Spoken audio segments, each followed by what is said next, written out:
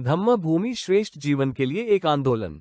बहुजन हिताय बहुजन सुखाय। श्रद्धेय भिक्खु डॉक्टर करुणाशील राहुल के कुशल नेतृत्व में बौद्ध धम्म के प्रचार प्रसार के लिए घर घर बुद्ध वंदना मिशन अंतर्गत सामूहिक बुद्ध वंदना एवं धम्म देशना का आयोजन पूरे देश में निरंतर हो रहा है। युग पुरुष महामानव डॉक्टर बाबा साहेब अम्बेडकर द्वारा लिखित धम्म ग्रंथ बुद्ध और उनका धम्म में समस्त मानव कल्याण और श्रेष्ठ जीवन का निर्माण के लिए तथागत बुद्ध की अमूल्य देशनाएं अत्यंत महत्वपूर्ण है।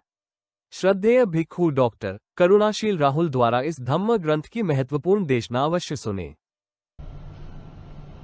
मैं सिर्फ आज धम्म ग्रंथ ही पढ़ रहा हूं, आप इसे ध्यान से सुने और यदि आपके पास यह धम्म ग्रंथ उपलब्ध है, धम्म भूमि द्वारा प्रकाशित धम्म ग्रंथ उपलब्ध है, तो यह पेज नंबर 272 पर है। विषय है सदाचरण की आवश्यकता। और यदि आपके पास किसी अन्य प्रकाशन का धम्म ग्रंथ है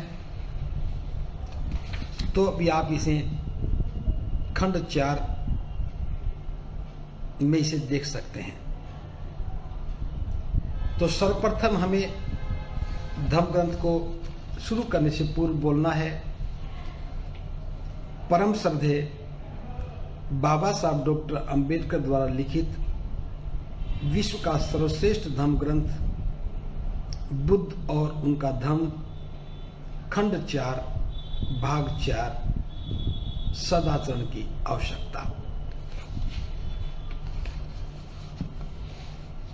सदाचरण की आवश्यकता विषय पर लिखा है, तब तथागत ने पाटलीग्राम के उपासकों को संबोधित किया।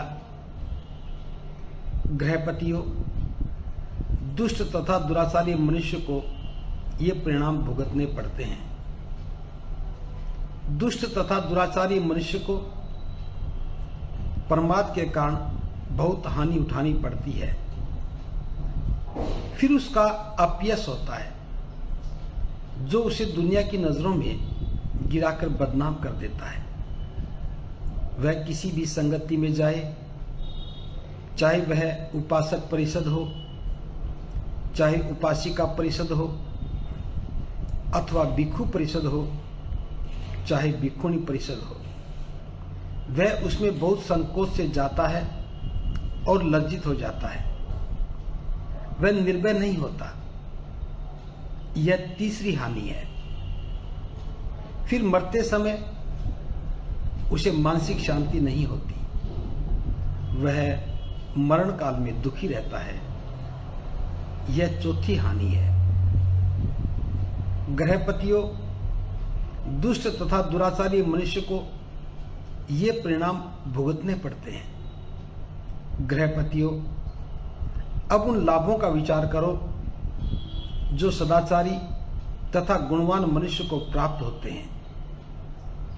जो सदाचारी मनुष्य गुणवान होकर रहता है, उसके पास बहुत संपत्ति हो जाती है और यह उसके अपने प्रयास के कारण होती है।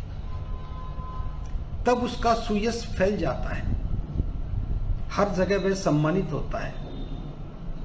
वह जिस किसी भी संगति में जाता है, चाहे वह उपासक परिषद हो, चाहे उपासिका परिषद हो, चाहे भिक्षु परिषद हो अथवा भिक्षुणी परिषद हो, वह उसमें साहस और विश्वास के साथ प्रविष्ट होता है। फिर उसे मानसिक शांति प्राप्त होती है। मरते समय वह चित्त की शांति के साथ शरीर त्यागता है। मूर्ख मनुष्य अकुशल कर्म करते समय यह नहीं जानता कि वह अकुशल कर्म कर रहा है। उसके अपने अकुशल कर्म उसे अग्नि के समान जला देते हैं। जो कोई किसी अहानिकारक और निर्दोष व्यक्ति को दुख देता है, वह या तो भीषण विनाश को प्राप्त होता है अथवा उसका चित्त विक्षिप्त हो जाता है, या उसके नातेदारों को हानि होती है, या उसका सभी धन हानि को प्राप्त होता है। साधु। साधु साधु। अब मैं इसको विस्तार के साथ व्याख्या सहित बताता हूं।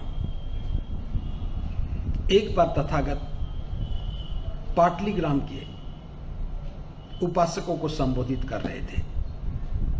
हम जानते हैं कि जब भी तथागत चारिका पर होते थे तो उपासकों को उनके कल्याण के लिए उन्हें देशना देते रहते थे। तो पाटलीग्राम के उपासकों को तथागत ने देशना दी कि गृहपतियों, दुष्ट और दुराचारी मनुष्य है, उसे उसके दुष्परिणाम भुगतने ही पड़ते हैं।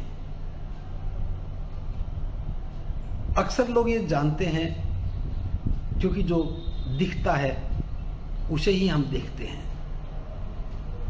नगर में जो व्यक्ति दुष्ट है, दुराचारी है, अकुशल कर्म करने वाला है, गलत मार्ग पर चलने वाला है, हम देखते हैं कि उसका जीवन बड़ा वैभवशाली दिखता है। बड़ा मकान, बड़ी कोठी, बड़े कार, बड़े बंगले और सुख के सारे साधन उसके पास होते हैं। जब हम देखते हैं तो प्रतीत होता है कि वो बहुत सुखी है, लेकिन ये सही नहीं है। जो तथागत ने हमें समझाया, अगर ये बात हमारी समझ में आ जाए तो हम भी अपने जीवन को श्रेष्ठ बना सकते हैं। तथागत कहते हैं कि जो व्यक्ति दुष्ट है, दुराचारी है, वो प्रमादी हो जाता है। Incoming voice. वो प्रमादी हो जाता है कि वो भोग विलास में फंस जाता है। भोग विलास में फंसने के कारण व्यसनों का शिकार हो जाता है, क्योंकि जब भी गलत मार्ग से धन आता है तो वो व्यक्ति के अंदर गलत आचरण को जन्म देता है।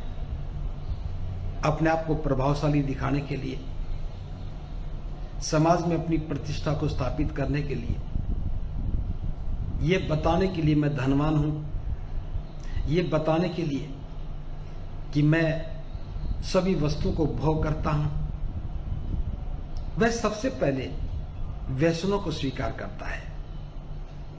सिगरेट पीना, शराब पीना, दुराचारी हो जाना, अनावश्यक मदों पर अनावश्यक धन खर्च करना,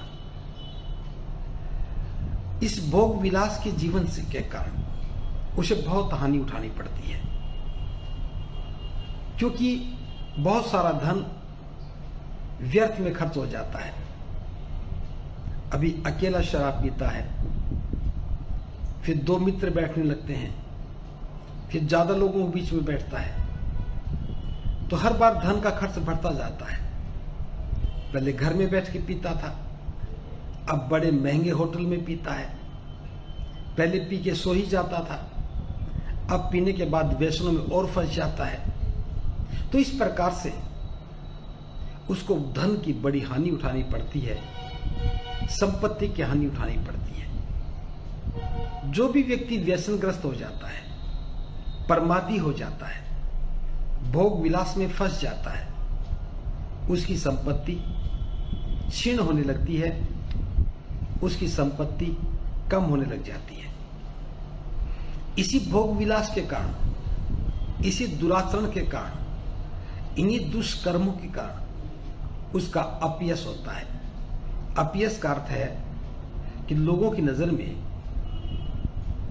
उस गिरावट आने लगती है, वह दुनिया की नजरों में गिरने लगता है, बदनाम हो जाता है। जब भी कभी उसका जिक्र आएगा तो लोग उसके दुष्कर्मों की चर्चा करते हैं, लोग उसके व्यसनों की चर्चा करते हैं, और वह व्यक्ति अपयश का भागीदार बनता है।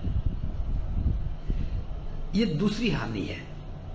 पहली हानि संपत्ति का नुकसान हुआ, दूसरी हानि उसका अपयश होता है, और तीसरी हानि वह किसी भी परिषद में जाए, चाहे वे उपासकों की परिषद हो, उपासिकाओं की परिषद हो, चाहे भिक्षु परिषद हो, चाहे भिक्षुणी परिषद हो, इन चारों परिषदों में जब भी जाएगा उसके मन में संकोच भरा होगा, वह अपने आप को लज्जित अनुभव करता है। उस लज्जा के कारण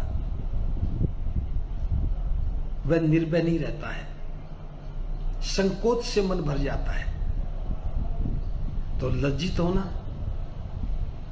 निर्भय नहीं रहना, संकोच से भर जाना, ये उसकी तीसरी हानि है। और चौथी हानि है कि जब व्यक्ति मरणासन को होता है, जीवन के अंतिम पड़ाव में रहता है, तो उन दुष्वचनों के कारण, उन दुर्व्यसनों के कारण उसके मन में शांति नहीं रहती, वह मानसिक अशांति का शिकार हो जाता है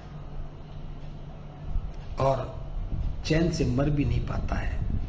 मरते समय मन बड़ा व्यथित रहता है, दुखी रहता है।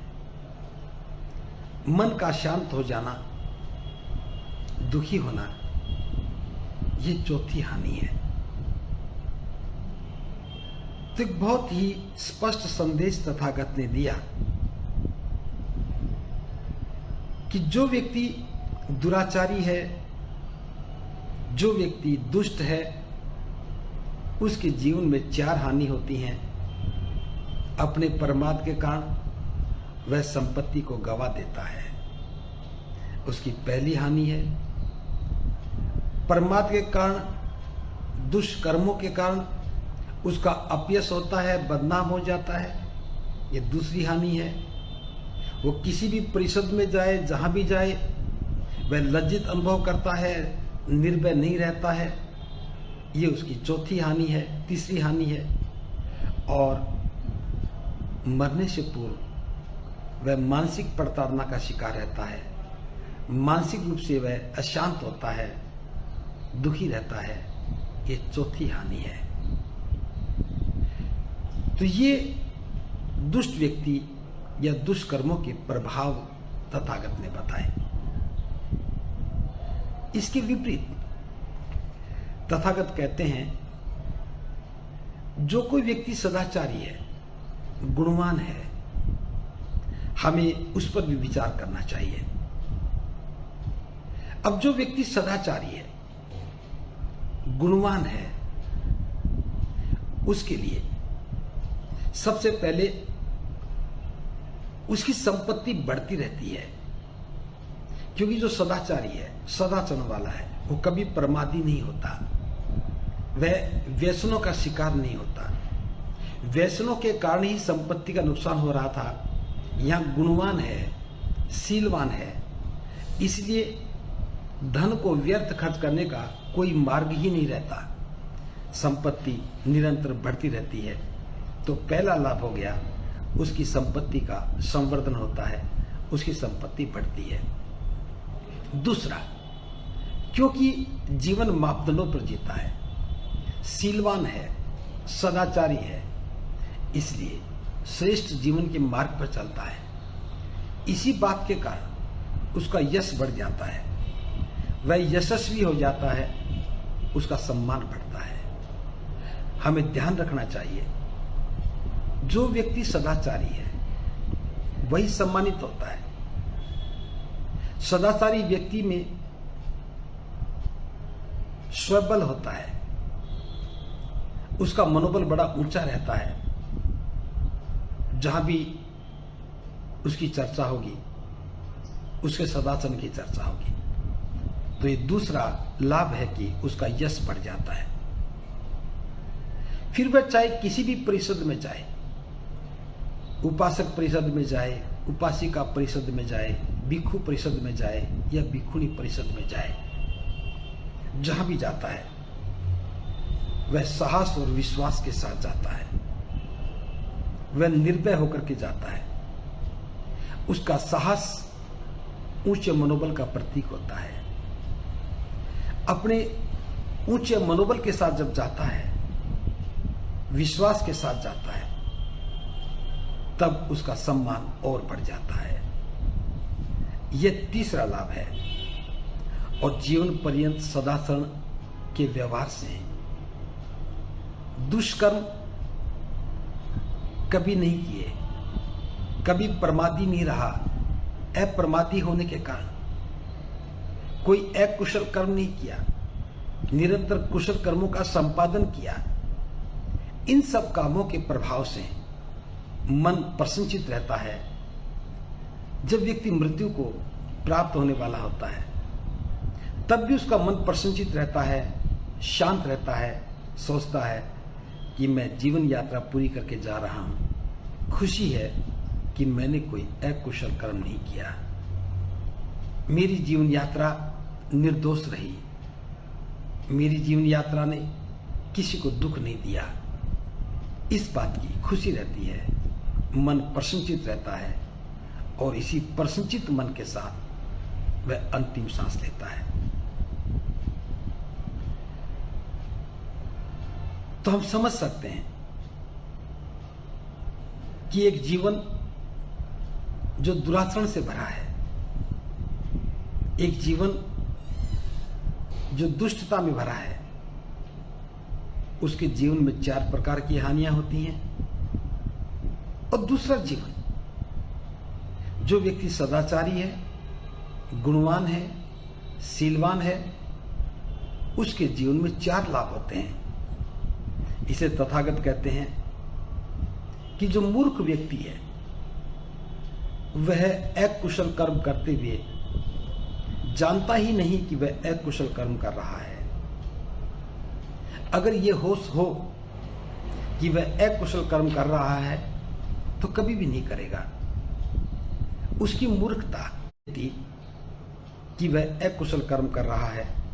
इस बात को समझना चाहिए कि अकुशल कर्म उसे अग्नि के समान जला देते हैं। क्या क्या जला देते हैं? संपत्ति को जलाते हैं, यश को जलाते हैं, साहस और विश्वास को जलाते हैं, शांति को। आज ही संघो ऐप डाउनलोड करें और बौद्ध